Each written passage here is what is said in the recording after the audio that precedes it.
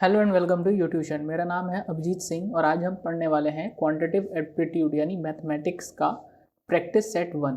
इससे पहले हम जीके रीजनिंग और इंग्लिश के प्रैक्टिस सेट्स ला चुके हैं एसएससी सीजीएल के लिए, और ये मैथ्स का प्रैक्टिस सेट 1 है। और ये जो सेट्स हैं ये इंपॉर्टेंट हैं आपके एसएससी के किसी भी एग्ज़ाम के लिए, या फिर कोई भी एग्ज़ाम कॉम्पिटिटिव एग्ज़ाम आप दे रहे हैं उसके बेसिक्स यहाँ से आप अपने क्लियर कर सकते हैं। तो चलिए शुरू करते हैं। शुरू करने से पहले आप हमारे टेलीग्राम चैनल ज़रूर ज्वाइन कर लें। यहाँ पे आपको सभी लेक्चर्स की पीडीएफ और नोटिफिकेशंस मिल जाएंगी। आप इस लेक्चर की भी पीडीएफ आप यहाँ से डाउनलोड कर सकते हैं। और साथ ही साथ अगर आपने हमारा यूट्यूब चैनल सब्सक्राइब नहीं करा है तो प्लीज़ सब्सक्राइब कर लीजिए यूट्यूशन। चलिए आगे बढ़ते हैं और ये पहला क्वेश्चन देखते हैं हमारे प्रैक्टिस सेट का। क्वेश्चन कहता है if the difference between the 11% and 21% of a number is 56, यानी कोई एक नंबर है, ठीक, कोई एक नंबर हम मान लेते हैं, उसका जो 21% है, यानी इस नंबर का जो 21% है और जो 11% है इस नंबर का, उसके डिफरेंस है ना। डिफरेंस का मतलब क्या होता है? अंतर। वो कितना है? 56 है, ये कह रहा है।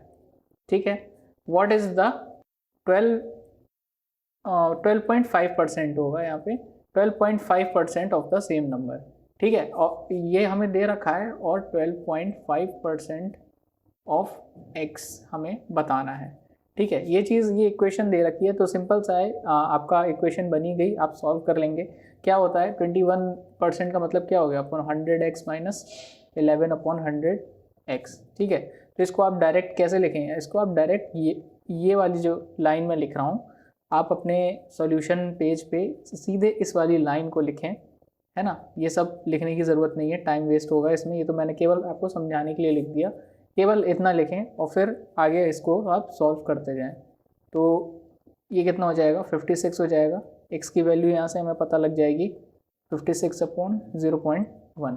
तो कितना हो जाएगा ये? 560। ठीक है, तो हमारा नंबर निकल आया। क्या नंबर था हमारा? 560। अब इसका हमें क्या बताना है? 12.5% बताना है। आपको पता होगा जो परसेंटेज में फ्रैक्शंस होते हैं, फ्रैक्शन कन्वर्जन, अगर आपको नहीं पता है तो आप हमारी परसेंटेज की एक वीडियो पड़ी हुई है, आप चेक कर सकते हैं उसको, वो ज़रूर देखें। तो इस ये जो 12.5% होता है, इसको फ्रैक्शन में हम कितना लिखेंगे? 1/8 लिखेंगे। ठीक है, आप नॉर्मल तरीके से भी कर सकते हैं, जैसे 12.5/100 ये हुआ ना, तो आप जब इसको सॉल्व करेंगे तो ये कितना आएगा? ये 1/8 ही आएगा। ठीक है, तो ये चीज़ फ्रैक्शंस आप लर्न करें, है ना, प्रैक्टिस में होगा तो आपको हो जाएगा। ऐसे आप करेंगे तो बहुत टाइम लगेगा। तो 1/8 ऑफ कितना हो गया? 560। तो ये कितना आ जाएगा? 20 इसका, सॉरी 20 कह रहा हूँ, 70 इसका आंसर आ जाएगा। ठीक है, 70 इसका आंसर आ जाएगा, यानी option D is the correct answer. चलिए नेक्स्ट आगे बढ़ते हैं।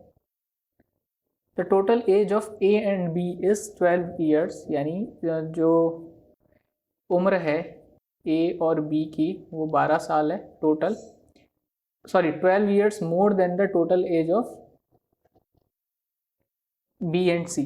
ठीक है, यानी जो ए और बी की उम्र है वो कितनी ज़्यादा है? बी और सी की टोटल उम्र से 12 वर्ष ज़्यादा है ना। यानी ये एक तरीके से आपको अंतर ही दे रखा है, इन दोनों की टोटल एज का और इन दोनों की टोटल एज का अंतर कितना है? 12 वर्ष है। तो सिंपल आपको क्या बताना है? C is how many years younger than A. जो सी है वो कितने साल छोटा है ए से। ठीक, तो इक्वेशन पूरी बनी गई है, आसान सी इक्वेशन बन गई है और हमें इसको सॉल्व कर लेना है। ये कट गया तो a plus c is equals to कितना? सॉरी, यहाँ पे प्लस नहीं आएगा, यहाँ पे माइनस आएगा। जब हम ब्रैकेट सॉल्व करेंगे तो यहाँ पे क्या आएगा? माइनस आएगा। ठीक, तो ये कितना हो गया? 12 ईयर्स हो गया। तो a कितना छोटा है?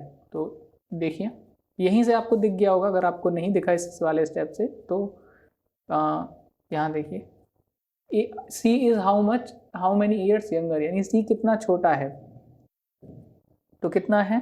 12 ईयर्स, यानी जो ए, ऑप्शन ए है वो करेक्ट आंसर है इस इक्वेशन के हिसाब से। चलिए नेक्स्ट आगे बढ़ते हैं। द वैल्यू ऑफ, ये आपको इक्वेशन दे रखी है, आपको क्या बताना है? वैल्यू बतानी है इसकी। ठीक है, देखने में तो ये बड़ी खतरनाक सा क्वेश्चन लग रहा है और आमतौर पर बच्चे क्या करते हैं, ये इतना सारा कैलकुलेशन देख के घबरा जाते हैं और छोड़ देते हैं।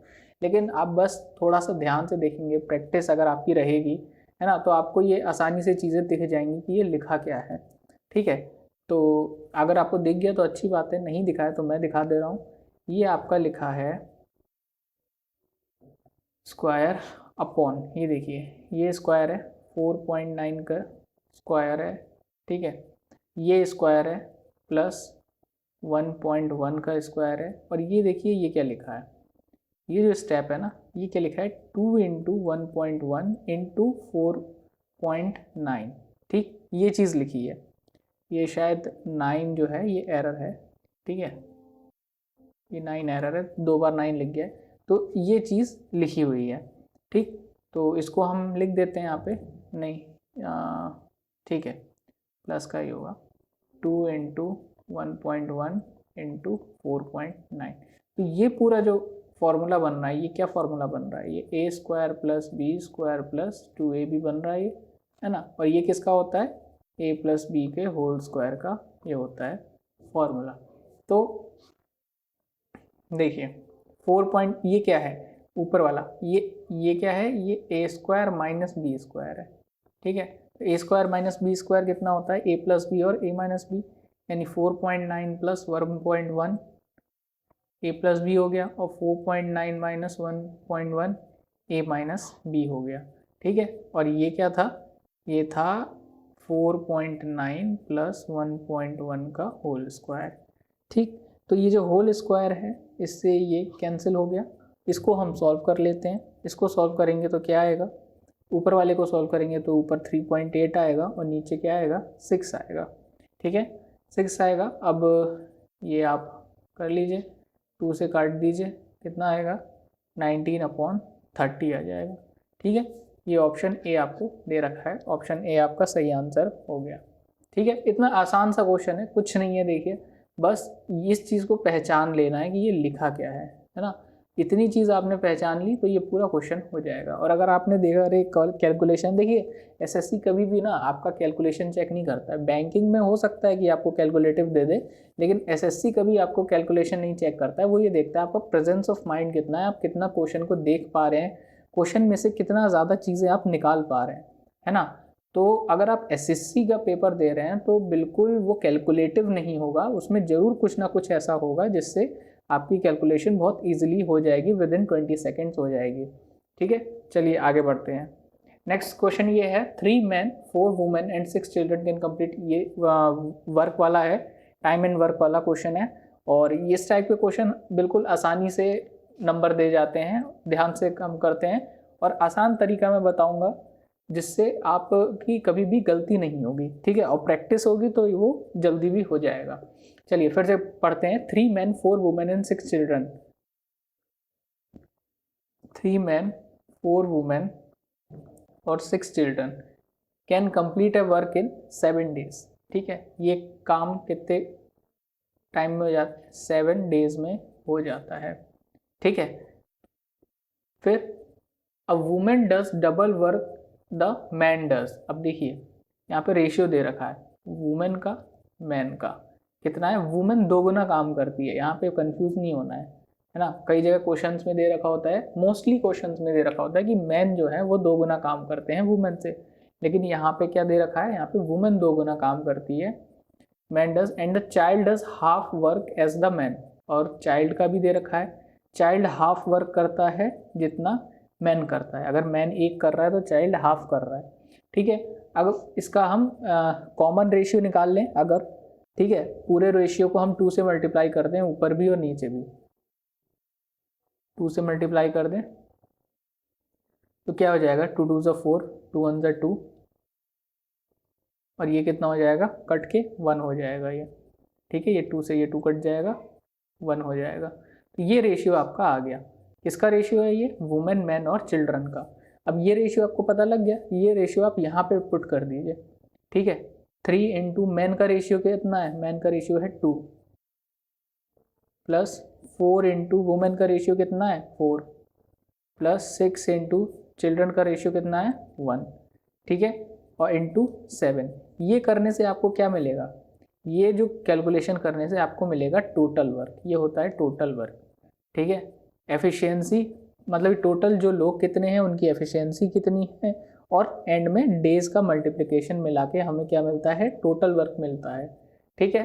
तो करिए सॉल्व, 3 2 6 प्लस 4 16 प्लस 6, ठीक है, इंटू 7, और ये कितना हो जाएगा, इसको सॉल्व करिए, ठीक है, ये हो गया। और अभी सॉल्व मत करिए, असल में अभी ये 7 जो है ये कट जाएगा, कैसे कटेगा बताता हूँ मैं। ये आपका आ गया टोटल वर्क, ये चीज़ आपका टोटल वर्क आ गया। अब आपको क्या दे रखा है, how many women alone can complete work in 7 days, ठीक है, कितनी वुमेन, तो हम मान ले n वुमेन, ठीक है, कितने दिनों में, 7 डेज में। यहाँ पे क्या था, यहाँ पे हमें पता था 4 वुमेन्स हैं, तो वुमेन की हमने एफिशिएंसी लगा दी, और 4 हमें पता था नंबर है, n है, और 7 डेज था। यहाँ पे हमें नहीं पता है कितनी वुमेन है, केवल वुमेन ही है ना, मैन वगैरह नहीं दे रखे हैं। तो 7 से तो 7 कट गया सबसे पहले, ठीक है। अब ये आप कैलकुलेट कर लीजिए, कैलकुलेट करेंगे कितना आएगा, 28 आ जाएगा। एन वुमेन की एफिशिएंसी कितनी है, वुमेन की एफिशिएंसी है 4, तो n इंटू 4, तो n कितना आ जाएगा, 28/4, और आंसर कितना हो जाएगा, ये तो आंसर हो जाएगा 7, option A is the correct answer, ठीक। आसान है बिल्कुल, तरीका बिल्कुल आसान है, बहुत सिंपल है। मैंने इक्वेशन बनाई है, आपको ये बनाने की भी ज़रूरत नहीं पड़ेगी, आप फटाफट कैलकुलेट करते जाओगे और आपका क्वेश्चन होता जाएगा। जब आप प्रैक्टिस करोगे तो आपको पता लग जाएगा कि कौन सी कैलकुलेशन आपको पहले करनी है, कौन सी कैलकुलेशन आपको बाद में करनी है, और इससे आपका टाइम बचेगा। जब आप क्वेश्चन को पढ़ रहे होगे ना, आप उसी दौरान ये चीज़ कैलकुलेट कर लोगे, और उस कैलकुलेट करके अगले स्टेप में आप ये कैलकुलेट कर डालोगे, टोटल वर्क निकाल लोगे, और उसके अगले स्टेप में आपका आंसर आ जाएगा। केवल 3 स्टेप का ये पूरा क्वेश्चन है, ठीक है। क्योंकि मुझे समझाना था तो मैंने आपको आराम आराम से और पूरा एक्सप्लेन करके समझाया है, लेकिन आप अगर इस तरीके से जब प्रैक्टिस कर लोगे ना तो ईजिली हो जाएगा। नेक्स्ट आगे बढ़ते हैं, question number 5, the average of 5 number A B C D and E is 48, यानी 5 नंबर्स हैं, उनका एवरेज क्या है, A plus B plus C plus D plus E, ठीक है। इन पाँचों का एवरेज कितना है, 48 है, ठीक है। एवरेज 48 है, यानी अपॉन 5 48 है, टोटल कितना हो जाएगा, 5 से मल्टीप्लाई कर दो, 240 हो जाएगा, है ना। फिर if the sum of A and B is equal to 1/3 of, यानी ए और बी का जो सम है वो कितना है, 1/3 है sum of C plus D and E, यानी C plus D plus E के, ठीक है। Then what is the average of A and B, यानी आपसे क्या पूछा है, ए प्लस बी बाय 2, ये चीज़ पूछी है, ये 2 चीज़ें दे रखे हैं। तो सबसे पहले तो क्या करिए, 3ab कितना हो गया, 3ab हो गया सी प्लस डी प्लस ई, ठीक है, इसके बराबर हो गया। अब देखिए जो पहली इक्वेशन आपको दे रखी है ये वाली, इससे हमें क्या पता लगता है, अगर हम इससे हमें क्या पता लगता है, अगर हम सिर्फ इतना एक साथ लिख लें, सी प्लस डी प्लस ई, इतना एक साथ लिख लें तो क्या होगा, 240 माइनस ए प्लस बी हो जाएगा, ये है ना। क्या करा हमने, इस ए प्लस बी को इधर ले आए, ये 240 होगा, ठीक है, 240 माइनस ए प्लस बी, ठीक है। अब ये जो c प्लस डी प्लस ई है, इसकी वैल्यू आप इधर पुट कर दीजिए, इधर कितना हो जाएगा, 3a plus b is equals to 240 minus a plus b, ठीक है। अब ये a प्लस बी इधर जाएगा, 3 के साथ ऐड होके क्या बन जाएगा, 4a प्लस बी बन जाएगा, और ये कितना हो जाएगा, 240, ठीक है। तो a प्लस बी की वैल्यू यहाँ से निकल जाएगी, a प्लस बी की वैल्यू कितनी निकल जाएगी, 6 4 से 24, 60 आ जाएगी वैल्यू, ठीक है। और आपको क्या बताना है, ये चीज़ बतानी है, तो यहाँ पे आप पुट कर दीजिए, यहाँ पे पुट कर दीजिए, कितना आ जाएगा 60/2 यानी 30 आंसर आ जाएगा, यानी option D is the correct answer. ठीक है, इतने ही आसान क्वेश्चंस आते हैं। आपका जो एसएससी होता है ये सारे क्वेश्चन एसएससी के ही हैं, सॉरी एसएससी सीजीएल के ही हैं, तो ये सीजीएल पे फोकस्ड है, तो ये इतना ही आसान क्वेश्चंस आते हैं। बस चीज़ क्या है, आपको स्पीड चाहिए होती है और एक्यूरेसी चाहिए होती है। आप इसमें कोई गलती नहीं कर सकते हैं, आप बहुत स्लो नहीं चल सकते हैं, और आपकी बस प्रैक्टिस होगी तो आराम से हो जाएगा।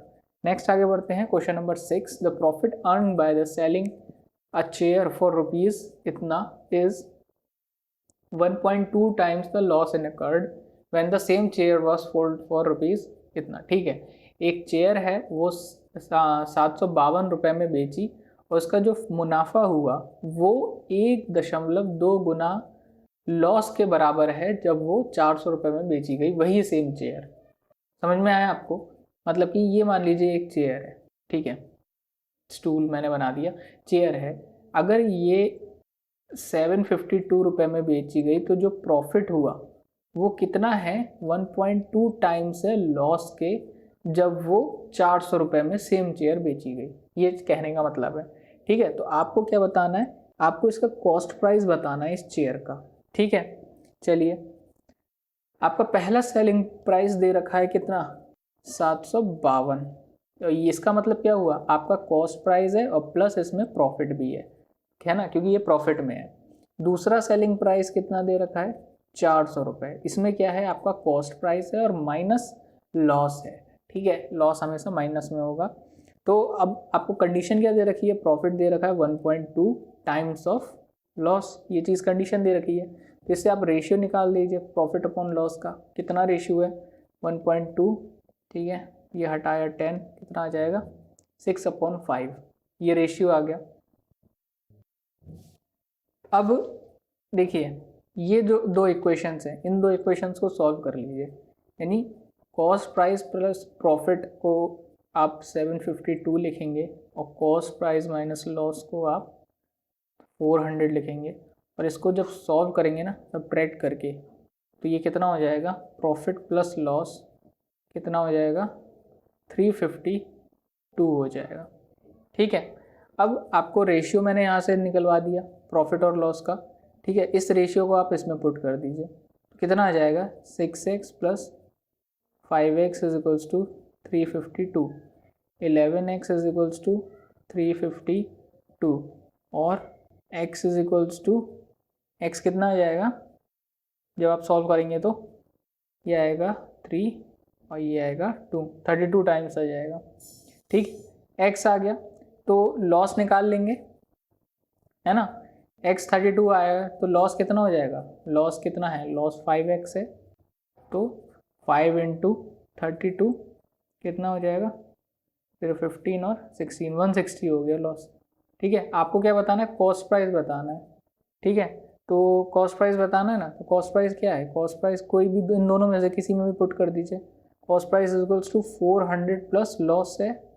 ठीक है, इसमें भी पुट कर सकते हैं या फिर 752 माइनस प्रॉफिट करके भी पुट कर सकते हैं। ठीक है, लेकिन यहाँ पे हमने लॉस निकाला है ना, तो लॉस वाले में हम पुट करेंगे 400 प्लस 160, कितना हो जाएगा, ये 560 आ जाएगा। तो ये आपका हो गया कॉस्ट प्राइस। कहाँ है, option C is the correct answer. ठीक है, थोड़ा सा लंबा है, लंबा और लेकिन आसान है ना।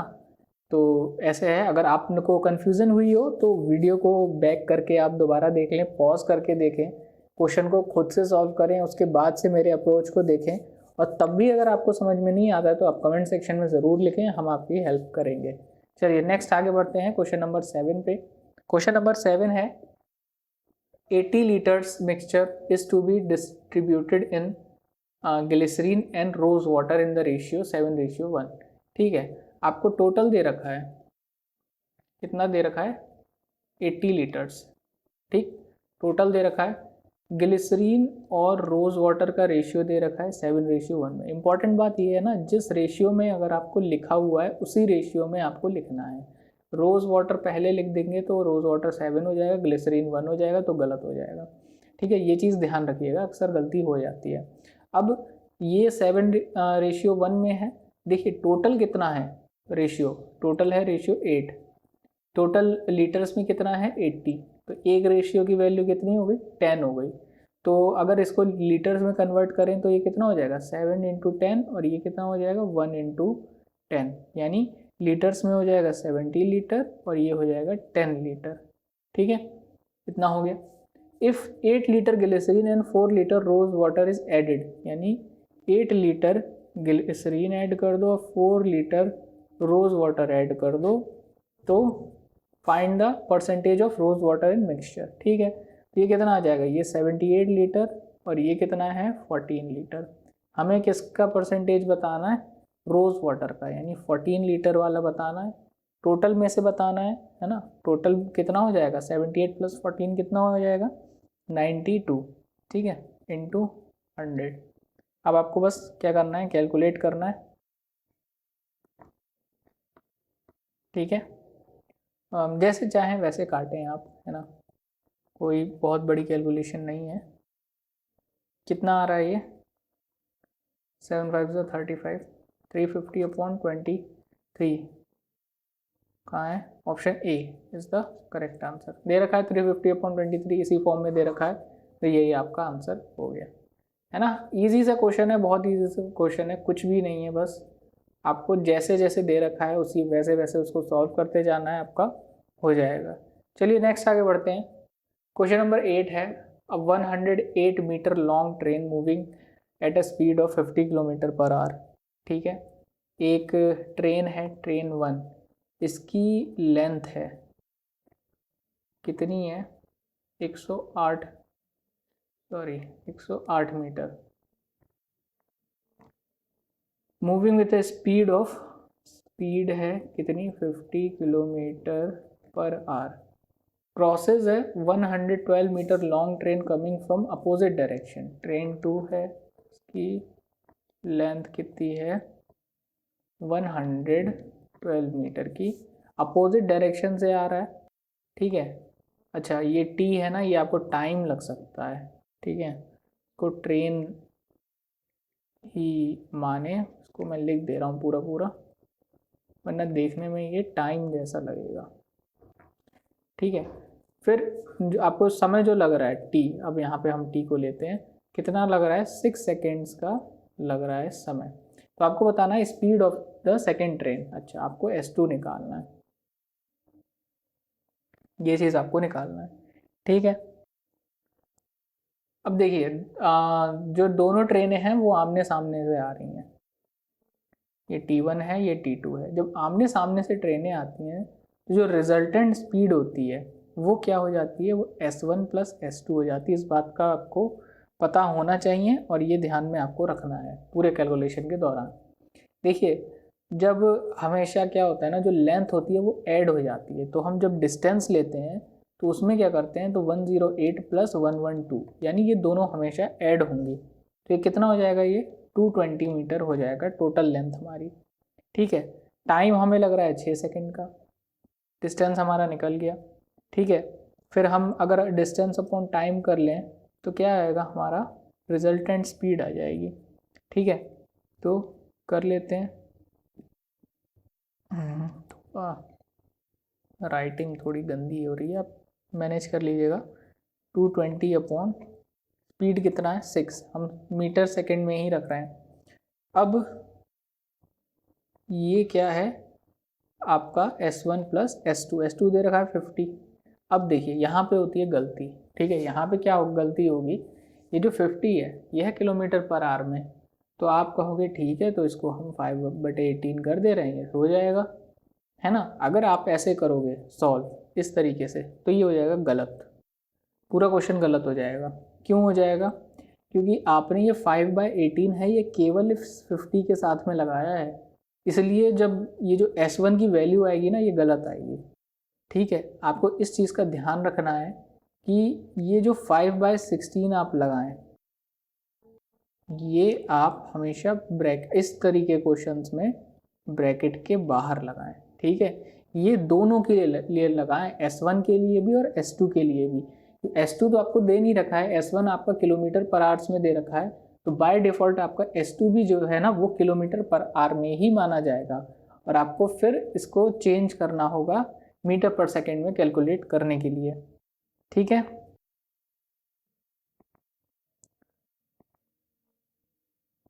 चलिए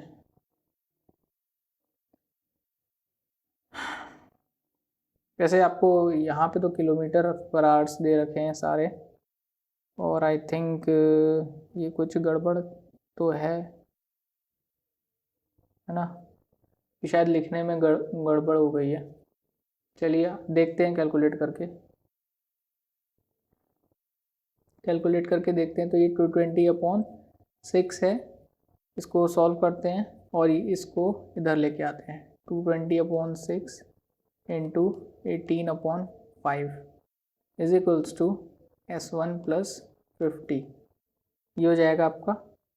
और जब आप इसको सॉल्व करेंगे कितना आएगा, ये 44 बजा में जाएगा, 6 3 18, कितना आ जाएगा ये 132, और -50 आएगा इज इक्वल्स टू S1, और S1 की वैल्यू यहाँ से क्या निकल के आएगी 82। ठीक है, मीटर पर सेकेंड आएगी, ये किलोमीटर पर आवर शायद गलत दे रखा है यहाँ पे। 82 आपका ऑप्शन डी आपका सही आंसर हो जाएगा। ठीक है, चलिए आगे बढ़ते हैं।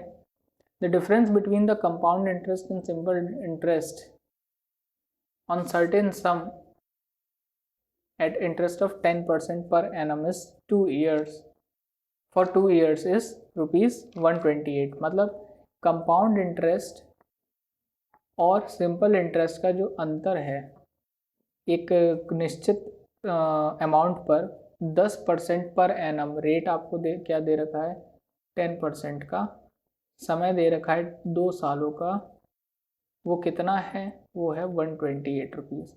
तो आपको वो अमाउंट बताना है। ठीक है, ये चीज़ आपको दे रखा है। देखिए इस टाइप के क्वेश्चंस को सॉल्व करने का सबसे अच्छा तरीका होता है ना, आप फॉर्मूले से बिल्कुल मत जाइए इस टाइप के क्वेश्चन को। देखिए 10% दे रखा है आपको रेट, ठीक है, 10% का मतलब क्या होता है 1/10 फ्रैक्शन में। ठीक है, अमाउंट आपको दे ही नहीं रखा है, तो अमाउंट आप मान लीजिए 2 साल का दे रखा है ना, 2 साल के लिए 1/10 इंटू 1/10 जब आप करेंगे तो कितना आ जाएगा 1/100 आ जाएगा। तो इस 100 को आप अमाउंट लेट कर लीजिए कि आपका अमाउंट हो गया। जब आपका इसका 10% निकालेंगे तो 10 आएगा, इसका 10% 10 आएगा, ये पहले साल के लिए है। ठीक है, और फिर उसके बाद से फिर से इसका जो 10% निकालेंगे वो क्या आएगा 1 आएगा।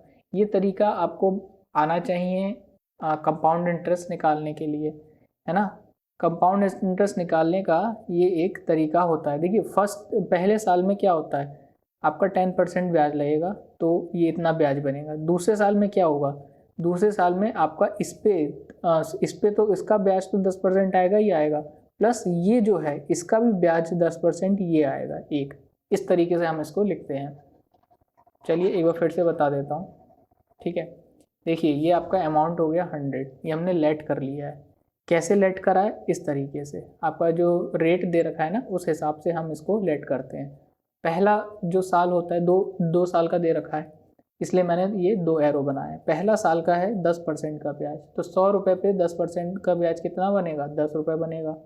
दूसरा साल है अब ये क्योंकि ये कंपाउंड इंटरेस्ट है, चक्रवर्ती ब्याज है, तो इसमें जो आपका अमाउंट है इस पर तो ब्याज 10 रुपये का बनेगा ही बनेगा, प्लस ये जो ब्याज है इसके ऊपर भी ब्याज बनेगा 10 रुपये का, जो कि होगा 1 रुपये। तो टोटल ब्याज आपका कितना हो जाएगा 21 रुपये। ठीक है, टोटल 21 हो जाएगा। अब कंपाउंड इंटरेस्ट की वैल्यू कितनी है 21 आ गई। सिंपल इंटरेस्ट की ये साधारण ब्याज कितना बनेगा इसका, ये और ये यही दो तो है 20 बनेगा। साधारण ब्याज कितना बनेगा 20 बनेगा। ठीक है, इसका अंतर आपको दे रखा है 128, इसमें अंतर कितना है 1 है, एक ही तो अंतर है, और ये किसके बराबर है 128 के बराबर है। एक 128 के बराबर है तो ये 100 कितने के बराबर होगा 100 बराबर होगा 128 100 के बराबर, और यही आपका अमाउंट हो जाएगा। ऑप्शन सी आपका सही आंसर हो जाएगा। देखिए आप इसको फॉर्मूला लगा के भी कर सकते हैं, लेकिन उसमें बहुत टाइम लगेगा, है ना, इतना टाइम नहीं है हमारे पास। 20 सेकेंड ज़्यादा से ज़्यादा 1 मिनट का टाइम होता है इस टाइप के क्वेश्चंस करने में, और आप फॉर्मूला लगा के करेंगे तो फॉर्मूला सॉल्व करते रह जाएंगे, है ना, पुट करते रह जाएंगे और आपका आने में दिक्कत होगी। सबसे सही तरीका यही है। चलिए नेक्स्ट आगे बढ़ते हैं। अगर आपको समझ में आया तो ठीक है, नहीं समझ में आया तो आप कमेंट सेक्शन में हमें ज़रूर बताएं। नेक्स्ट आगे बढ़ते हैं। Question number 10। क्वेश्चन नंबर 10 है टेबल से। इसमें क्या दे रखा है कि परसेंटेज पॉपुलेशन दे रखी है 5 डिस्ट्रिक्ट की, और जो कि पॉवर्टी लाइन से, गरीबी रेखा से नीचे रहते हैं, और मेल और फीमेल का रेशियो दे रखा है। टोटल पॉपुलेशन जो है डिस्ट्रिक्ट 1 में वो इतनी है। अच्छा, डिस्ट्रिक्ट 1 की जो टोटल पॉपुलेशन है वो 30,000 है। The number of female under below poverty in the district line D1 is, यानी पॉवर्टी से नीचे फीमेल कितने हैं ये पूछा है डिस्ट्रिक्ट D1 में। देखिए below poverty line male female का रेशियो दे रखा है 2:3। ठीक है, तो 2:3 दे रखा है, तो टोटल कितना हो गया, 5 हो गया। 5 की ये कितनी दे रखी है, 30, तो एक का वैल्यू कितना हो जाएगा, 6,000। ठीक है, मेल फीमेल, फीमेल कितनी है 3, तो एक की 6,000 है, 3 की कितनी होगी 18, 6,000 है क्या, 1800 दे रखा है, कुछ गड़बड़ है, रुकिए रुकिए रुकिए रुकिए, कुछ तो कहीं पे तो कुछ गलती हुई है।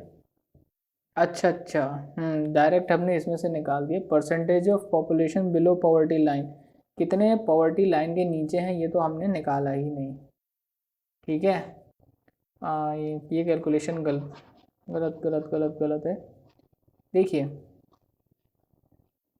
टोटल पॉपुलेशन दे रखी है, पॉवर्टी लाइन के बिलो कितने हैं, ये तो टोटल है ना, ये पॉवर्टी लाइन वाला थोड़ी ना है, तो इसलिए गलत हो जाएगा। ये टोटल है, पॉवर्टी लाइन के नीचे यानी गरीबी रेखा के नीचे 15% लोग हैं। ठीक है, तो इसका पहले हम 15% निकाल लें, तो 15% निकाल लें तो 4500 हो जाएगा। अब हम इसका ये निकालेंगे, यानी 2 + 3, 2:3 है, टोटल हो गया 5, 5 की वैल्यू कितनी हो गई 4500, तो 900 हो जाएगी एक की वैल्यू। ठीक है, और 3 की वैल्यू कितनी हो जाएगी 2700 हो जाएगी। ठीक है, यानी ऑप्शन डी आपका सी आपका सही आंसर हो जाएगा। ठीक, 2700। चलिए नेक्स्ट आगे बढ़ते हैं। If the radius of in circle of a triangle, यानी एक ट्राइंगल है के अंदर एक रेडियस बना हुआ है, सॉरी सर्किल बना हुआ है। ठीक है, इसका जो रेडियस है इस 6.5 सेंटीमीटर। ठीक है, यही है आपका radius. The perimeter of the triangle is 48 metre. अच्छा, जो आपका पेरीमीटर है ट्राइंगल का कितना है 48 सेंटीमीटर है। Then what is the area of triangle, यानी आपको ट्राइंगल का एरिया निकालना है। ठीक है, एरिया ऑफ ट्राइंगल निकालना है। इसके लिए सबसे इम्पोर्टेंट जो बात है ना, इसका फॉर्मूला याद होना। अगर इसका फॉर्मूला आपको याद नहीं है तो आप ये क्वेश्चन कर ही नहीं सकते हो। ठीक है, सबसे पहले देखिए फॉर्मूला क्या है, फॉर्मूला जान लीजिए। इन रेडियस ऑफ ट्राइंगल, जो इन रेडियस ऑफ ट्राइंगल, यानी ये जो ट्राइंगल है इसके अंदर सर्किल है, उसका जो रेडियस है वो किसके बराबर होता है, area of triangle upon semi perimeter of triangle, perimeter of triangle. ठीक है, ये जो फॉर्मूला है, अगर आपको ये नहीं आता है या आपके दिमाग में ये चीज़ नहीं है तो आप इस क्वेश्चन को सॉल्व नहीं कर सकते हैं, आप चाहे कितना भी समय इसमें बिता लें। ठीक है, तो ये फॉर्मूला कहीं पे नोट कर लें अपने नोट्स में, या जो भी है जहाँ पे भी आप अपने क्विक नोट्स बनाते हो वहाँ पे ये नोट कर लें, काफ़ी इंपॉर्टेंट है। और direct question, formula based question है ये। फॉर्मूला आता है तो आपको क्वेश्चन आता है, नहीं आता है तो नहीं आता है। तो इन रेडियस आपको दे रखा है 6.5। एरिया ऑफ ट्राइंगल आपको निकालना है। सेमी पैरामीटर क्या होता है, पैरामीटर का हाफ, 48/2, ठीक है, 24, ये होता है सेमी पैरामीटर। तो हो गया 24। तो अब क्या है, area is equals to 6.5 into 24, ठीक है, कितना आ जाएगा ये 0651, ये पॉइंट यानी 156 सेंटीमीटर स्क्वायर, यानी ये हो गया आपका आंसर, ठीक है। चलिए, तो इसमें क्या था, केवल फॉर्मूला था, ये बहुत इंपॉर्टेंट फॉर्मूला है, इससे कई बार क्वेश्चन आया है और ऐसे ही फंसता है क्वेश्चन। नेक्स्ट आगे बढ़ते हैं।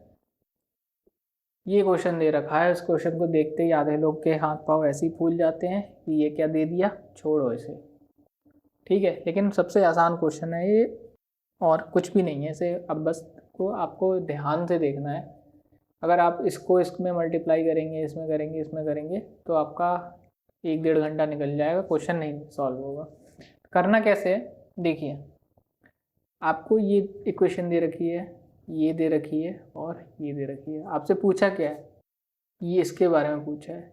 देख रहे हैं आप, ये x है, ये x है, ये y है, ये y है, ये 2z है और ये भी 2z है। तो कुछ आप एक अपने दिमाग में आइडिया लगा पा रहे हो कि इसको कैसे सॉल्व करना है, तो बढ़िया है, और नहीं लगा पा रहे हैं तो देखिए कैसे होता है। देखिए, इसको पहली इक्वेशन को कैसे लिखे, x को यहीं रहने दीजिए, ये पूरा पार्ट नीचे हम लेके जा सकते हैं, 10/x + y - 2z, ठीक है। इसी तरीके से ये जो सेकेंड इक्वेशन है वो हम लिख दें 20/x + y - 2z, और ये थर्ड इक्वेशन है 2z = 14/x + y - 2z, ठीक है। हमसे क्या पूछा है, हमसे ये पूछा है x + y - 2z की वैल्यू। आप कहेंगे ये नीचे वाली वैल्यू पूछी है हमसे, तो एक काम करिए, नीचे वाली वैल्यू को निकालने के लिए इधर से भी तो ये बन रहा है, मतलब कहना क्या चाह रहा हूँ मैं, ये जो मान लीजिए ये जो फर्स्ट इक्वेशन है, ये सेकेंड इक्वेशन है और ये थर्ड इक्वेशन है। अगर मैं first plus second minus third कर दूँ तो ये चीज़ बन जाएगी, मतलब x + y और ये -2z = 10/x + y - 2z + 20/x + y - 2z - 14/x + y - 2z, हो गया ना। तो ये इक्वेशन बन गई, ठीक है। तो x + y - 2z बराबर हो गया 10 to 30 - 14, 30 - 14 कितना होगा, 16 के बराबर होगा ना, हाँ 16 के बराबर होगा, 30 - 14 16 के बराबर होगा। और ये जो नीचे आएगा x + y - 2z, इसको आप इधर लेके जाएंगे इस वाले साइड में, यानी लेफ्ट हैंड साइड में, तो क्या ये स्क्वायर हो जाएगा इसका, यहाँ पे भी यही है x + y - 2z, नीचे भी यही है x + y - 2z, इधर जाएगा तो स्क्वायर हो जाएगा, स्क्वायर हो जाएगा तो x + y - 2z, अब स्क्वायर हटाएंगे तो क्या होगा, रूट हो जाएगा 16, और रूट को सॉल्व करेंगे तो कितना आएगा, 4 आ जाएगा आंसर, यानी option A is the correct answer. जो चीज़ जो लोग डी पे लगा के आएंगे उनका गलत हो जाएगा, ठीक है। चलिए नेक्स्ट आगे बढ़ते हैं। क्वेश्चन नंबर 13, क्वेश्चन नंबर 13 में कह रहा है, अब ये देखने में डरावना सा क्वेश्चन लग रहा है, वो इतना बड़ा सा है ना, लेकिन ये है बिल्कुल भी नहीं डरावना। देखिए, the following pie chart shows the percentage distribution of expenditure in occurred in publishing of book, यानी ये पाई चार्ट है और ये बता रहा है कि एक बुक को जब हम पब्लिश करते हैं तो उसमें क्या खर्चे आते हैं, उसका बंटवारा दे रखा है। Study the pie chart and answer the question, यानी इस पाई चार्ट को हमें पढ़ना है और क्वेश्चन का आंसर देना है। If certain quantity of book, if for a certain quantity of book the publisher has to pay rupees इतना एज प्रिंटिंग कॉस्ट, यानी हमें प्रिंटिंग कॉस्ट दे रखी है, प्रिंटिंग कॉस्ट कितनी दे रखी है 3600, then what will be the amount of paper cost to be paid for these book, यानी paper cost हमें बताना है। ठीक है, ठीक है। प्रिंटिंग कॉस्ट दे रखी है, देखिए प्रिंटिंग कॉस्ट क्या है, ये डॉटेड है, डॉटेड ये वाला है 20%, यानी 20% की वैल्यू हमें कितनी दे रखी है, 3600 ये दे रखी है। 1% की वैल्यू कितनी हो जाएगी, 1% की वैल्यू हो जाएगी 3600 अपॉन 20, ठीक है, तो आएगा 15, 2 3 6 और 0, ठीक है, ये 1% की वैल्यू होगी। पेपर कॉस्ट देखिए, पेपर कॉस्ट ये वाला चेक वाला, यानी 25% वाला, हमसे यही पूछा है। 25 इंटू अगर हम ये कर दें 1530 तो हमारा आंसर आ जाएगा। ठीक है, मल्टीप्लाई करिए, कितना आएगा ये, करिए करिए मल्टीप्लाई करिए, और मल्टीप्लाई करके इसका आंसर आप कमेंट सेक्शन में मुझे बताएंगे। ठीक है, इसका आंसर मैं नहीं लिख रहा हूँ, इसका आंसर आप मल्टीप्लाई करके कमेंट सेक्शन में टाइम स्टैम्प लगा करके ज़रूर बताएंगे। चलिए मैं आगे बढ़ता हूँ। नेक्स्ट है क्वेश्चन नंबर 14। क्वेश्चन नंबर 14 है the curve surface area of a right square base pyramid, अच्छा, इज इतना। कर्व सरफेस एरिया दे रखा है 1920 सेंटीमीटर स्क्वायर, ठीक है।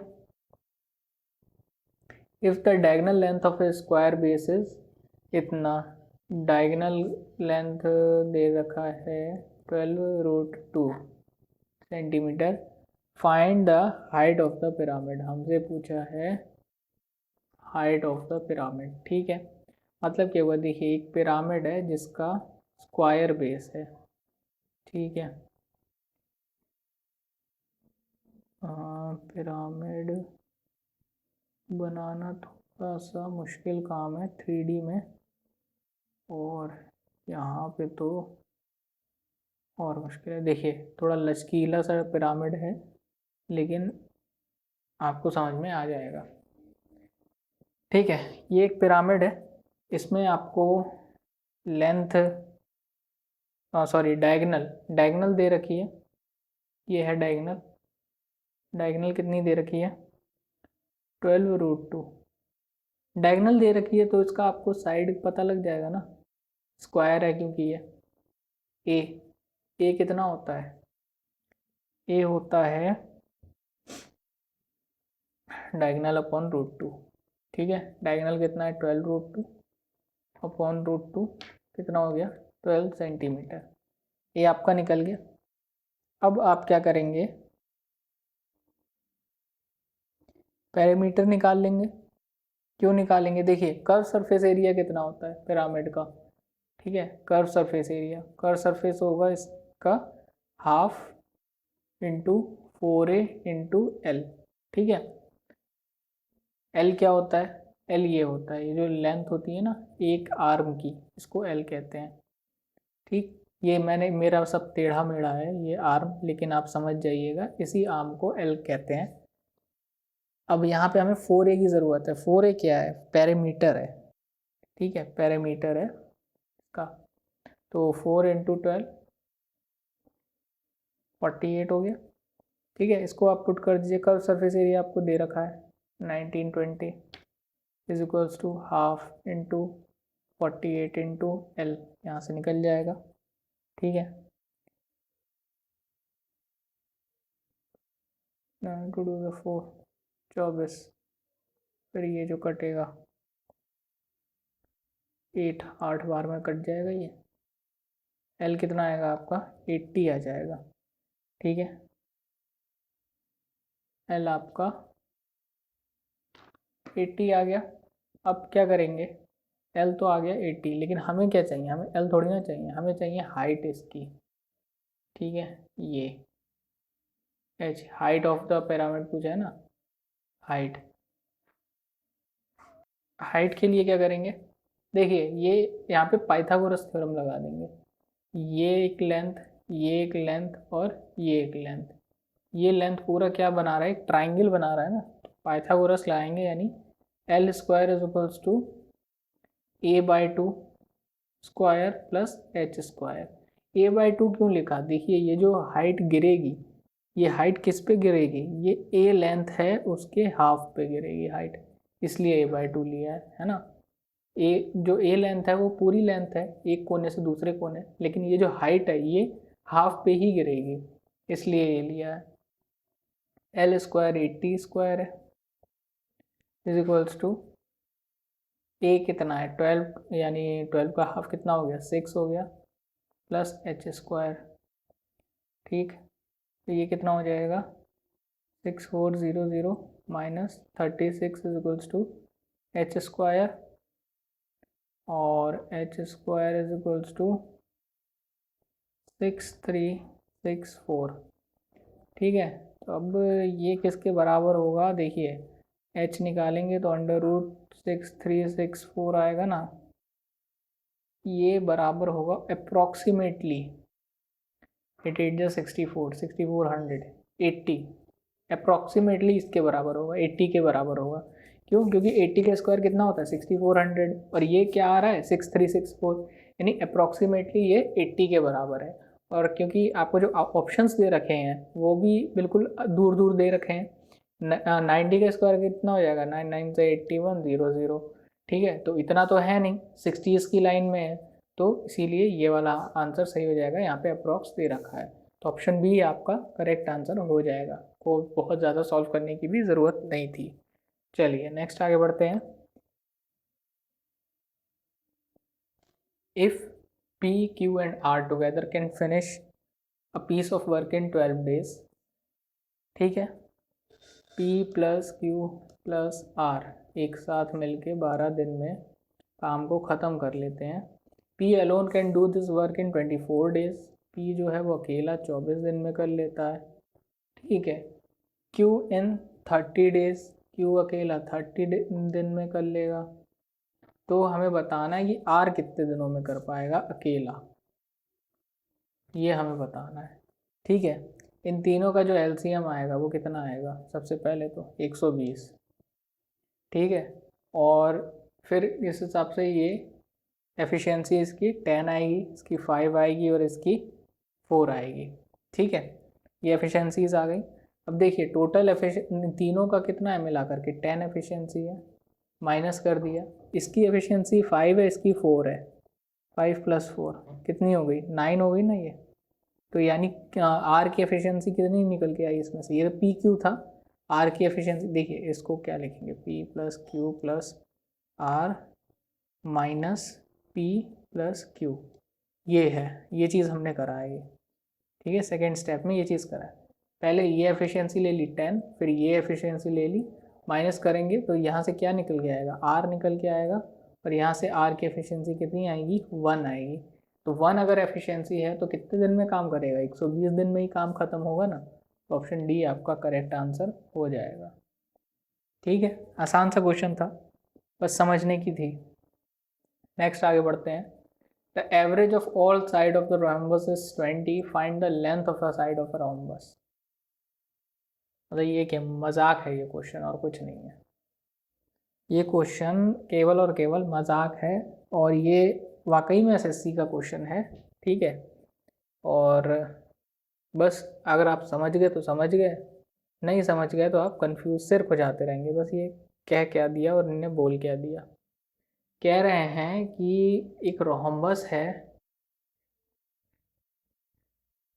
ठीक है, एक रोहम्बस है, ये सभी साइड्स आपको पता है बराबर होती हैं, तो एवरेज ऑफ ऑल साइड्स इसका कितना है 20 है।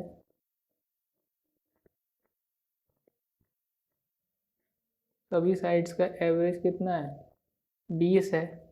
तो find the length of the side of the rhombus, तो हमें एक साइड का हमें लेंथ बताना है।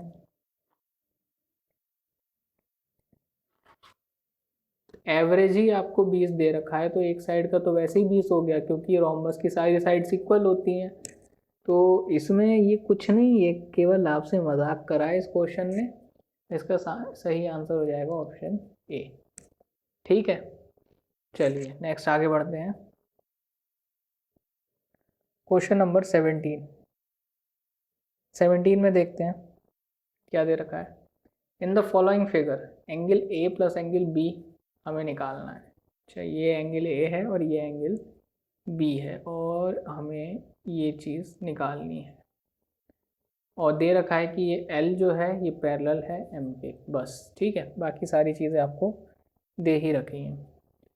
देखिए यहाँ पे सबसे पहले ए और बी निकालना है ना। अगर आपको एक्स पता लग जाए, जेड पता लग जाए और ये क्या है टी दे रखा है, टी पता लग जाए, तो आप ए और बी आसानी से निकाल सकते हैं। ठीक, ये तीनों आपको अगर पता लग जाए तो आप ए और बी आसानी से निकाल सकते हैं। इसके लिए x निकालते हैं सबसे पहले। x निकालने के लिए देखिए 120 दे रखा है, ये वर्टिकली अपोजिट एंगल हो जाएंगे ये दोनों एंगल, ठीक है। 120 degree is equals to X plus X कितना हो जाएगा 2x, है ना। क्यों? वर्टिकली अपोजिट एंगल, ठीक है। तो x की वैल्यू कितनी हो गई 60 डिग्री, तो ये हो गया 60 डिग्री। अब देखिए क्योंकि L और M क्या है पैरेलल है ना, L और M, तो ये 120 है तो ये भी 120 हो जाएगा, ठीक है। ये भी 120 हो जाएगा और 120 plus 2z is equals to 180 degree हो जाएगा। क्यों? स्ट्रेट लाइन है ये, स्ट्रेट लाइन है ये, है ना। तो इन दोनों का सम कितना हो जाएगा 180 हो जाएगा। तो 2z इज इक्वल्स टू कितना हो जाएगा 60 और z हो जाएगा 30 डिग्री, ठीक है।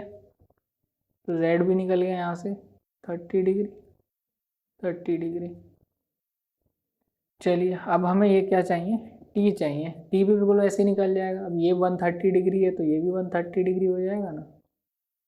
तो 130 degree plus 2t is equals to 180 degree,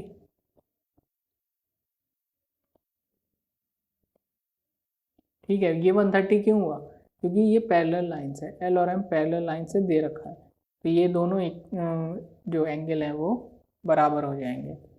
तो 2t is equals to 180 minus 130 कितना हो जाएगा 50,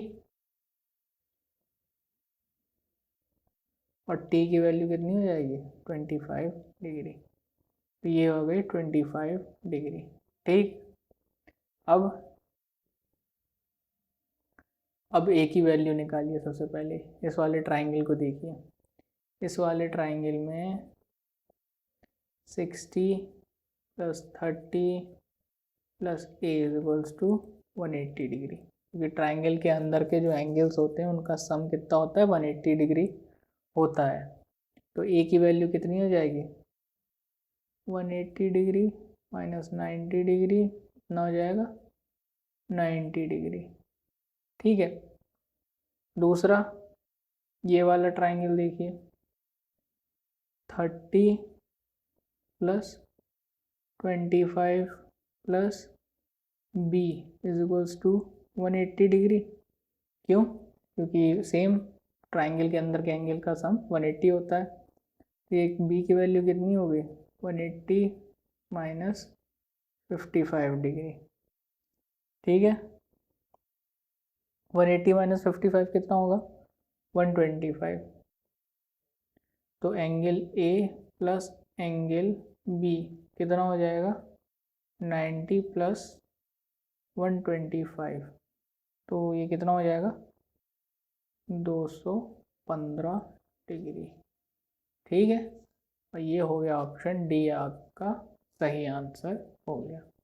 तो थोड़ा सा कैलकुलेटिव था ये, है ना, लेकिन अब मैंने तो सारा ऐसे कैलकुलेट करा है, बिल्कुल स्टेप बाय स्टेप आपको कैलकुलेट करा है। ये आप तो डायरेक्ट कर सकते हैं। 120 है, आधा होगा ये 60 हो जाएगा, ये 120 ये 60 का आधा 30, तो 60 और 30 90 और ये आ गया आपका 90 सीधे, ठीक है। इसी तरीके से ये 30 है, 130 और ये 50 का आधा 25, तो 30 और 25 कितना हो गया 55, और 180 में से 55 गया कितना आ गया 125, और 90 + 125 215 हो गया सॉल्व। तो इतना ही समय लगेगा आपको सॉल्व करने में। एग्ज़ाम में भी अगर आपकी प्रैक्टिस और कॉन्फिडेंस आपके पास होगा तो आप बिल्कुल कर ले जाएंगे। नेक्स्ट आगे बढ़ते हैं। The production of company Y in 1998, ये 1998 है। कंपनी वाई यानी ट्राइंगल वाला प्रोडक्शन है जो कितना है, कंपनी वाई का कितना है 120 और कंपनी एक्स का कितना है 99। What percent of the production of x in the same year, बस आपको परसेंटेज निकालना है और कुछ नहीं। 120/90 × 100, ठीक है। कितना आएगा ये आएगा नियरली, अगर यहाँ पे देखिए 90 है ना, अगर ये यहाँ पे क्या, नहीं सॉरी 90 कैसे, ये 99 है, ठीक है 99 है। तो और आसान हो गया ये, 99 है, ऑलमोस्ट 100 के बराबर है ना, तो नियर अबाउट हम मान लें 120 ही आएगा इसका आंसर, नियर अबाउट। देखिए 200 ये तो नहीं होगा, 200 ये भी नहीं होगा, 112 और ये है 121, तो ये आपका सही आंसर हो जाएगा, है ना। 120 के सबसे ज़्यादा करीब यही है। बहुत ज़्यादा आपको कैलकुलेशन नहीं करना है, आप ये नहीं कि लग गए बिल्कुल, ये 99 है तो इसी से काटेंगे गुणा करेंगे भाग करेंगे, नहीं। ऑप्शंस पे एक बार नज़र डाल लीजिए, अगर ऑप्शंस आपके डिस्टिंक्ट दे रखे हैं तो आप आसानी से टिक लगा लेंगे, आइडिया एक लगा लेंगे। नेक्स्ट बढ़ते हैं क्वेश्चन नंबर 19। ये क्वेश्चन बहुत अच्छा है और देखने में बहुत डरावना है, लेकिन है बिल्कुल हलवा क्वेश्चन, ठीक है। क्या दे रखा है आपको, 81 दे रखा है, इसकी पावर दे रखी है x-3, फिर डिवाइड बाय 81 की पावर दे रखी है 4, फिर 6√9 ये दे रखा है, और आपसे क्या पूछा है, x की वैल्यू पूछी है, ठीक है। देखिए सबके बेस सेम कर लीजिए, ऐसे क्वेश्चंस में जहाँ भी पावर का खेल हो बेस सेम कर लीजिए। तो 9 9 से 81,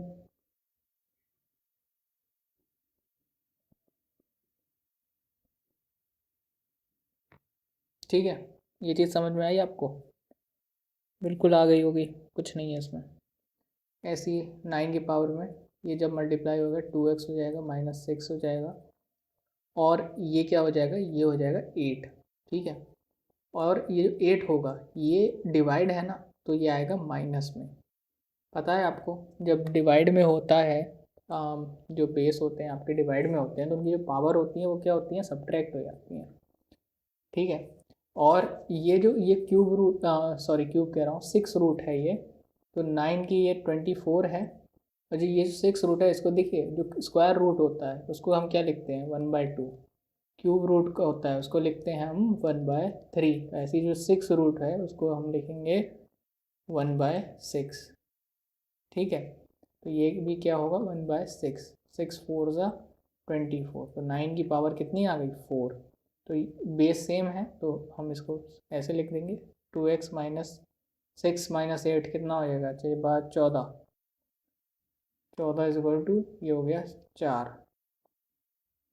तो 2x = 18, और ये कितना हो जाएगा x = 9। ऑप्शन सी आपका करेक्ट आंसर हो गया। तो था बिल्कुल आसान सा क्वेश्चन, बस देखने में था डरावना। नेक्स्ट आगे बढ़ते हैं। क्वेश्चन है P varies inversely as a square of Q, ठीक है। जो P है वो इनवर्सली वेरी करता है Q के स्क्वायर के, ये दे रखा है। अब ये इनवर्सली वेरी करता है तो अगर हम = का साइन लगाएंगे तो एक कांस्टेंट आ जाएगा, ठीक है। ये आपने फिजिक्स में अक्सर पढ़ा होगा, जब इन्वर्सली प्रोपोर्शनल या प्रोपोर्शनल का साइन हटाते हैं तो एक के कांस्टेंट आ जाता है, ठीक है। तो ये आएगा,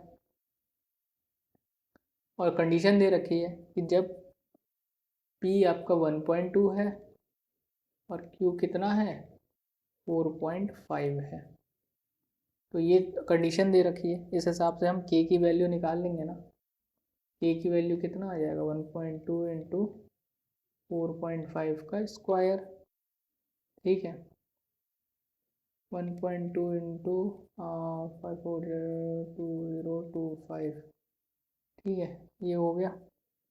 जब आप इसको मल्टीप्लाई करोगे तो ये आएगा 24.3 आ जाएगा। ये आ गई आपकी के की वैल्यू, ठीक है। अब आपको से पूछा है when p is equals to, जब p आपका 0.3 हो तब q की वैल्यू बताओ कितनी होगी। सेम इसी फॉर्मूला में पुट कर दो। 0.3 इज इक्वल्स टू k कितना निकाला p 24.3 अपॉन q स्क्वायर, ठीक है। q square is equals to 24.3 upon 0.3, ठीक है, कितना आ गया 81, और q की वैल्यू क्या आ जाएगी √81 यानी 9, और ऑप्शन ए आपका सही आंसर हो जाएगा। तो आसान सा क्वेश्चन था, कुछ नहीं है इसमें। होप आपको समझ में आ गया होगा। नहीं समझ में आया है तो फिर से कह रहा हूँ मैं कि कमेंट सेक्शन में हमें ज़रूर बताएं, हम आपकी हेल्प करेंगे। नेक्स्ट आगे बढ़ते हैं। Question number 21। Question number 21, the side of A B and D C of and cyclic quadrilateral A B C D, ठीक है। एक साइक्लिक क्वाड्रिलेटरल बना लेते हैं, ए बी सी और डी।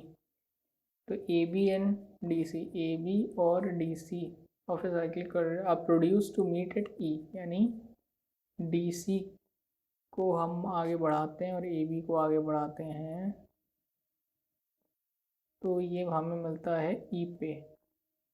और इसी प्रकार से हम को आगे बढ़ाएंगे और इसको आगे बढ़ाएंगे तो ये मिलेगा हमें एफ पे, दे रखा है। तो if angle A F B, A F B, ये वाला ए एफ बी, ये वाला एंगल दे रखा है 52 degree, and angle F B E, अच्छा सा बना दूँ मैं, रुकिए, बहुत अजीब सा लग रहा है ये।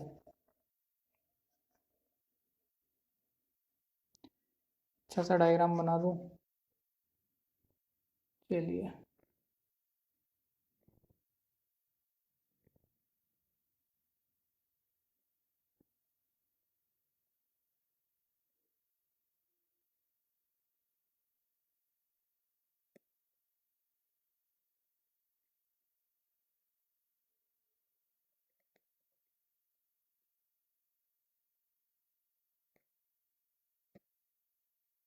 ठीक है, ए बी सी डी, ये मीट होगा ई पे और ये होगा एफ पे, और ये दे रखा है आपको 52 डिग्री, और एफ बी ई यानी एफ बी ई ये दे रखा है 102 डिग्री। तो आपको बताना है एंगल बी ई सी, बी ई सी, ये चीज़ आपको बतानी है, ठीक है। ये हो गया क्वेश्चन।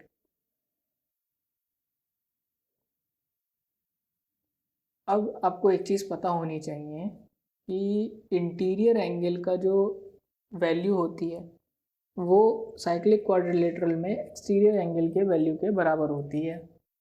मतलब क्या हुआ, देखिए बताते हैं। एंगल ए और बी सी बराबर होगा एंगल सी बी और ई के, मतलब ए डी सी ये वाला एंगल बराबर होगा सी बी ई के, ये इसके क्यों होगा, देखिए ये हो है एक्सटीरियर एंगल, ठीक है। तो इस क्वाड्रिलेटरल का यही अपोजिट इंटीरियर एंगल है, ठीक है, अपोजिट इंटीरियर एंगल, ये चीज़ ध्यान रखिएगा। कोई भी एक्सटीरियर कोई भी इंटीरियर से नहीं होता है। ये अगर इंटीरियर एंगल है तो इसका अपोजिट एक्सटीरियर एंगल कौन सा होगा, ये वाला होगा, ठीक है। तो ये दोनों हमेशा बराबर होंगे, तो ये कितने होंगे 102, ये आपकी थ्योरम होती है। अब इसी प्रकार जब ये 102 हो जाएगा ये, तो क्या होगा, angle A D C plus angle CDF, ADC और CDF किसके बराबर होंगे? 180 डिग्री के बराबर होंगे, है ना। पूरी लाइन देखिए, लाइन देखने में सीधी नहीं लग रही हो लेकिन असल में ये सीधी ही होगी, ठीक है। तो इसी तरीके से जो आपका CDF आएगा, CDF वो कितना होगा? 180 माइनस 102, है ना। ये कितना हो जाएगा? 78 डिग्री हो जाएगा, ठीक है। कौन सी निकल गया 78? ये वाला निकल गया 78 डिग्री, ठीक है। फिर इन ट्राइंगल CDF, ये जो ट्राइंगल है इसमें इसका वैल्यू हमें निकल जाएगा एंगल C का, है ना। कैसे निकल जाएगा? इस ट्राइंगल में जो इंटीरियर एंगल्स होंगे उनका सम कितना होगा? 180 डिग्री के बराबर होगा। 78 degree plus 52 degree plus angle C। Angle C कौन सा है? ये अंदर वाला। किसके बराबर है? 180 डिग्री के बराबर। तो एंगल C की वैल्यू कितनी आ जाएगी? 180 माइनस 5 to 10 0 8 13 यानी 50 डिग्री। तो ये आ गई आपकी 50 डिग्री। तो अगर ये 50 डिग्री है तो ये भी 50 डिग्री होगी। क्यों होगी? Vertically opposite angle, vertically opposite angle, है ना। ये 50 है तो ये भी 50 होगी। और उसी तरीके से ये 102 है, ये 50 है, तो ये नहीं निकल जाएगी? बिल्कुल निकल जाएगी। Angle 102 degree plus 50 degree plus angle E is equals to 180 degree, ठीक है।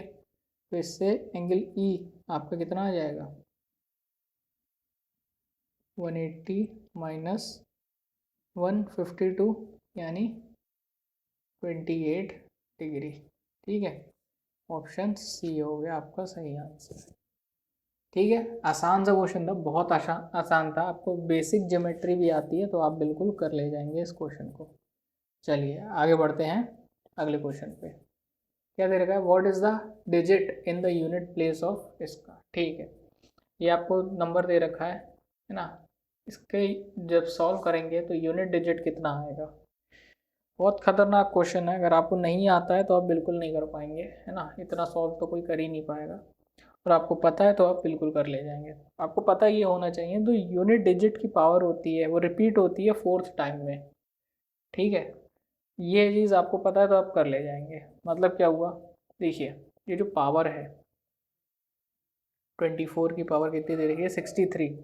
तो 63 4th टाइम में रिपीट होती है, तो हम ऐसा करें कि 4 का मल्टीपल बना लें। मतलब क्या हुआ? 15 इंटू 4 कितना हो जाएगा? 60 हो जाएगा, प्लस 3 यानी 4 बार में तो ये रिपीट ही करती है। 3 बार का अगर हम निकाल लें तो हमें समझ में आ जाएगा कि यूनिट डिजिट क्या है। ऐसे ही हम 33 का भी कर लें। 33 का भी क्या होगा? 15 4 जा 60 प्लस 161 और माइनस 27, ये कितना हो जाएगा? 14 4 जा प्लस 2 56 होगा, और प्लस 2 58 हो जाएगा। तो ये 4 बार में तो रिपीट करती हैं, तो ये तो बिल्कुल कैंसिल ही हो जाएगा। तो बचेगा क्या? 24 की पावर 3 प्लस 33 की पावर 1 प्लस माइनस 7 की पावर 2, ठीक है। तो इस केस में हम निकाल सकते हैं, जब 24 की पावर 3 होगा तो 4 4 जा 16 4 जा 64, तो यूनिट डिजिट कितना आया? 4 आया, ठीक है। और ऐसे ही 3 यूनिट डिजिट 3 आया, और 7 7 जा 49 में यूनिट डिजिट 9 आया, ठीक। तो ये कितना हो जाएगा? 4 5 6 7 माइनस 9 यानी माइनस का 2 आ गया। अब क्योंकि यूनिट डिजिट आपका नेगेटिव नहीं आ सकता, तो आप क्या करेंगे? 10 ऐड कर देंगे इसमें। 10 ऐड कर देंगे तो कितना आएगा? ये 8 आ जाएगा, और ये यूनिट डिजिट आ सकता है, और यही आपका सही आंसर हो जाएगा। तो ये तरीका है, ये रूल्स हैं कुछ यूनिट डिजिट के जो आपको पता होने चाहिए। 4th टाइम में जो पावर होती है उसका यूनिट डिजिट जो होता है वो रिपीट करता है, ठीक है। इसलिए जो 4th वाले जो 4 के मल्टीपल में पावर कर लीजिए और वो पूरे मल्टीपल को उड़ा दीजिए आप सीधे, और फिर जो एडिशन में बचता है उसमें आप यूनिट डिजिट को सॉल्व करिए। अगर नेगेटिव नहीं आता है, पॉजिटिव नंबर आता है तो वही आंसर हो जाएगा, और अगर नेगेटिव आता है तो उसमें 10 ऐड कर दीजिए तो आपको एक पॉजिटिव नंबर मिल जाएगा। ये होता है तरीका आपका सॉल्व करने का। नेक्स्ट आगे बढ़ते हैं। Question number 23। क्वेश्चन नंबर 23 में क्या है? A person can row a boat 32 kilometre upstream and 72 kilometre downstream. ठीक है, अपस्ट्रीम स्पीड अगर मैं x मान लूँ और डाउनस्ट्रीम स्पीड मैं y मान लूँ, ठीक है, तो 32 किलोमीटर डिस्टेंस है, ये हो गया स्पीड, और 72 किलोमीटर डिस्टेंस है और ये हो गया स्पीड। कितने घंटे में? 10 घंटे में। ठीक है, रो करता है। उसी तरीके से 48 किलोमीटर अपस्ट्रीम और 84 किलोमीटर डाउनस्ट्रीम रो करता है 13 घंटे में। ठीक है, ये चीज़ दे रखी है। आपको बताना है रेट ऑफ करंट, यानी स्ट्रीम की स्पीड बतानी है। ठीक है, देखिए ये 1/x है, 1/y है, 1/x है, 1/y है। कैलकुलेशन को इजी करने के लिए 1/x को m कर ले लो, m, और 1/y को n ले लो।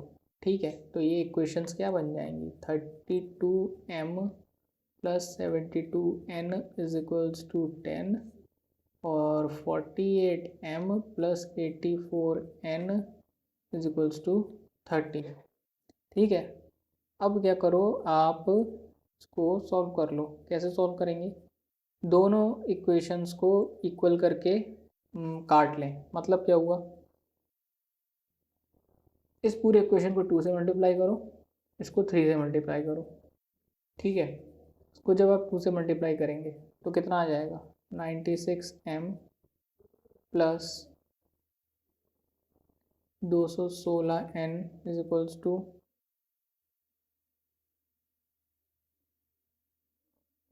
26, नहीं 216 कैसे आएगा? रुको रुको रुको, गड़बड़ है। 4 2 8 होता है ना। ठीक है ठीक है, 8 × 2 16, 168 n इज इक्वल्स टू 26। और इसको जब आप सॉल्व करोगे, ये 96m plus 216n is equals to 30। अब इसको आप सॉल्व कर लीजिए। सॉल्व करेंगे आपको ये कट जाएगा, ये भी सब्ट्रैक्ट होके कितना आएगा? 48n आएगा, और ये सब्ट्रैक्ट होके 4 आएगा। तो n की वैल्यू कितनी आ जाएगी? 4 × 4 2 8 12। ठीक है, ये 12 हो गई n की वैल्यू। सॉरी, बिल्कुल गलत। n की वैल्यू होगी 1/12, है ना, ये अपॉन में आएगा ना 48, ये होगी 1/12। n की वैल्यू हो गई 1/12। ठीक है, इसको हम अगर किसी एक में रख दें तो m की वैल्यू आ जाएगी, तो रखते हैं। ठीक है, इसमें रखते हैं 32m, इस वाले इक्वेशन में रखते हैं 32m plus 72 into 1/12 is equals to 10। ये हो गया ना, तो 32, ये तो कट जाएगा 6 टाइम्स में। ठीक है, और ये 6 जब इधर जाएगा तो कितना बचाएगा? 4। तो m की वैल्यू कितनी आ गई? 1/8। ठीक है, तो n की वैल्यू आ गई 1/12, m की वैल्यू आ गई 1/8। ठीक है, इससे x और y की वैल्यू आ जाएगी हमारी, है ना। x हमने क्या पुट करा था? m, तो x की वैल्यू कितनी आ जाएगी? 8 आ जाएगी डायरेक्ट, और y की वैल्यू कितनी आ जाएगी? 12 आ जाएगी। ठीक है, x और y की वैल्यू आ गई। अब रेट ऑफ करंट क्या होता है? y minus x/2। ठीक है, up upstream minus, sorry downstream minus upstream upon 2। ठीक, तो रेट ऑफ स्ट्रीम होता है ये, तो रेट ऑफ स्ट्रीम क्या हो जाएगा? 12 माइनस 8/2। 12 माइनस 8 कितना हो जाएगा, 4, 4/2 कितना हो जाएगा, 2 आ जाएगा। यानी ऑप्शन ए आपका सही आंसर हो गया। थोड़ा सा कैलकुलेटिव हो रहा है और कुछ नहीं, जगह की थोड़ी कमी पड़ रही है तो एडजस्ट करिएगा, वीडियो को प्ले करके देखिएगा, है ना। कैलकुलेशन अगर आपको दोबारा देखना हो तो वीडियो को प्ले करके देखिएगा, आपको समझ में आ जाएगा। देखिए जो स्ट्रीम की स्पीड होती है ना, वो क्या होती है, वो होती है down stream minus up stream upon 2, ये होती है स्ट्रीम स्पीड। ठीक है, तो ये आपको बेसिक फॉर्मूले हैं, ये पता होने चाहिए, है ना। नहीं पता होंगे तो कन्फ्यूज़न हो सकती है। चलिए नेक्स्ट आगे बढ़ते हैं। Area of a field of a shape of hexagon. चलो हेक्सागन बनाते हैं, हो गया। एरिया दे रखा है, कितना है, 1944√3 metre square. What will be the cost of fencing at a rate of इतना, रेट दे रखा है 150 रुपीज़ पर मीटर। ठीक है, चलिए आपको क्या बताना है, कॉस्ट ऑफ फेंसिंग। फेंसिंग एक ये प्लॉट है मान लीजिए कोई, है ना, इसकी फेंसिंग होनी है, एरिया दे रखा है प्लॉट का, तो आपको कॉस्ट बतानी है, तो आपको पैरामीटर निकालना है सबसे पहले। ठीक है, पैरामीटर निकालने के लिए देखिए ये जो हेक्सागन है, अगर हम इसके डायगोनल्स को मिलाएं तो ये क्या बनाएगा, ये इक्विलेटरल ट्राइंगल बनाएगा। 1 2 3 4 5 6, ठीक है, 6 इक्विलेटरल ट्राइंगल्स बनाता है ये। अब आपको इक्विलेटरल ट्राइंगल का फॉर्मूला पता है, एरिया ऑफ इक्विलेटरल ट्राइंगल कितना होता है, कितना होता है एरिया ऑफ इक्विलेटरल ट्राइंगल, होता है a²√3/4। ठीक है, और इस हेक्सागन में कितने इक्विलेटरल ट्राइंगल है, 6 हैं, 6 से मल्टीप्लाई कर दिया, ये क्या बन गया, ये बन गया एरिया ऑफ हेक्सागन बन गया।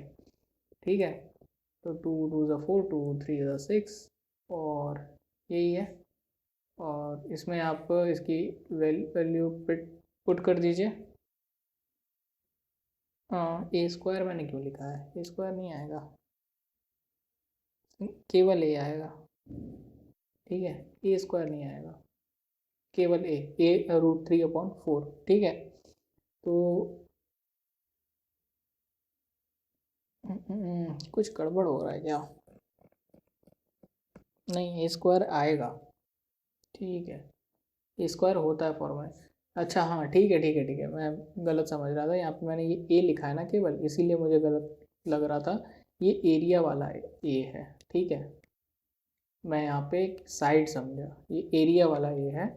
ठीक है, अब ठीक है, तो ये क्या हो जाएगा, 1944√3 is equals to a²√3 into 3/2।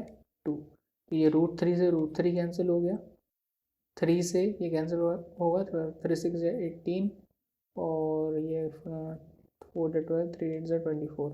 ठीक है, इंटू 2 a²। ए की वैल्यू कितनी आ जाएगी,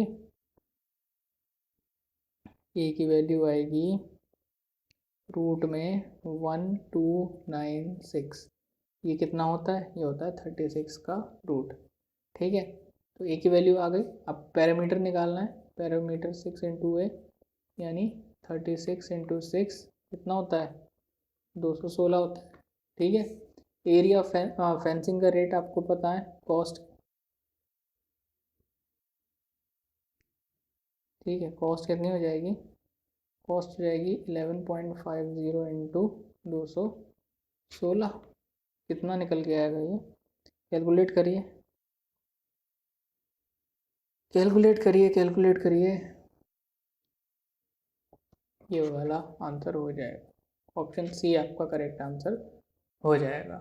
ठीक है, कंफ्यूज मत होइएगा। देखिए मैंने जो गलती करी यहाँ पे ए लिख दिया, ठीक है, और फिर यहाँ पे ए को मैं साइड समझने लगा, ये गलती हुई, ये था एरिया।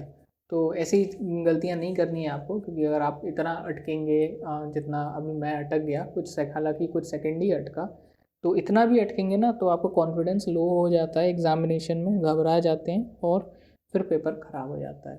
चलिए आगे बढ़ते हैं, आखिरी क्वेश्चन है ये, आखिरी क्वेश्चन है when x is subtracted each of this this this and this, ठीक है, the number so obtain is in order are in proportion, ठीक है, यानी 43 में से x गया, 38 में से x गया, तो ये प्रोपोर्शन में होगा, ठीक है। जब हम x सब में से घटाएंगे तो जो नंबर मिलेगा वो प्रोपोर्शन में होगा, और हमें बताना है मीन प्रोपोर्शनल बताना है 5x + 1 और 7x + 4 का, ठीक है। सबसे पहले इससे हम x की वैल्यू निकाल लें, 430 - 43x - 10x + x² बराबर होगा 418 - 38x - 11x + x²। ये मैंने क्या करा, मैंने इसको इससे मल्टीप्लाई कर दिया और इसको इससे मल्टीप्लाई कर दिया, जो बचपन में हम करते थे ना, वही करा है। x² से x² कैंसिल हो गया, 430 - 418, ये जो एक साथ वाले हैं वो एक साथ लिख लें, 53x - 49x, ये कितना हो जाएगा, ये तो 12 आ जाएगा, अंतर इसका क्या है 4x आ जाएगा, तो x की वैल्यू कितनी आ जाएगी, 4 3 12, 3 आ जाएगी। यहाँ से हम 5x + 1 निकाल लें, ये वाला, तो 5 3 15 और एक कितना आ जाएगा 16, और यहाँ से 7x + 4, तो 7 3 21, 21 और 4 25। हमें क्या निकालना है, मीन प्रपोर्शन। मीन प्रपोर्शन क्या होता है, मीन प्रपोर्शन होता है √of 16 × 25, तो ये कितना हो जाएगा 4 × 5 यानी 20 आंसर आ जाएगा, ऑप्शन सी आपका आ जाएगा। तो ये हो गया, तो ये थे आपका आज के 25 क्वेश्चंस, है ना, और 25 क्वेश्चन अच्छी क्वालिटी के थे, इससे आपको ज़रूर सीखने को मिला होगा। तो चलिए, ये था आज का वीडियो, होप आपको पसंद आया होगा। अगर आपको पसंद आया तो चैनल को सब्सक्राइब ज़रूर कर दें, लाइक और शेयर ज़रूर कर दें वीडियो को, हमें सपोर्ट करने के लिए, और हमारे साथ आगे भी ऐसे बने रहें, आपको आगे भी ऐसी वीडियोस मिलती रहेंगी। Thank you so much.